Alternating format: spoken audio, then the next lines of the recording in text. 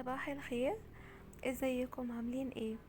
خليني كده اقول لكم على حاجه وانا بعمل النسكافيه معاكم. عايزه اشارككم عاده، انا الحمد لله بفضل الله انا بقالي فتره كبيره جدا متعوده عليها، وهي حاجه سهله جدا ومبتاخدش مني دقيقه واحده بس. يعني في اليوم في ال24 ساعه دقيقتين بالظبط.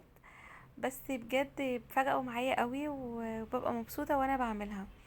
والحمد لله دلوقتي بقيت اقولها من غير ما احس، من كتر ما انا الحمد لله اتعودت عليها. فاحب اشارككم العاده دي. انا بقول كل يوم اول ما بصحى من النوم: اللهم اصبح بي من نعمه وعافيه وستر ولطف، فاتم علي نعمتك وعافيتك وسترك ولطفك في الدنيا والاخره 3 مرات. بعدها بقول: رضيت بالله ربا وبالاسلام دينا وبسيدنا محمد صلى الله عليه وسلم نبيا ورسولا.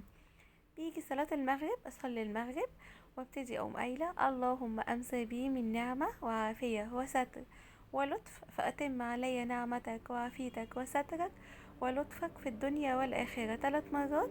وبعدها: رضيت بالله ربا وبالإسلام دينا وبسيدنا محمد صلى الله عليه وسلم نبيا ورسولا 3 مرات. الحاجتين دول قادرين يحفظوك من زوال النعم.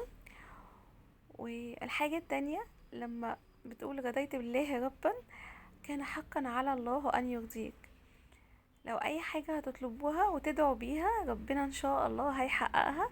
وخلوها عادة في يومكم. بعد كده مش هتحسوا كده بيها، هتلاقوا نفسكم بتقولوها الصبح وبالليل. مش هتحسوا بيها خالص، يعني دقيقتين في كل 24 ساعة كفيلة تخليك مرتاح وتحفظك من زوال النعم. بس كده.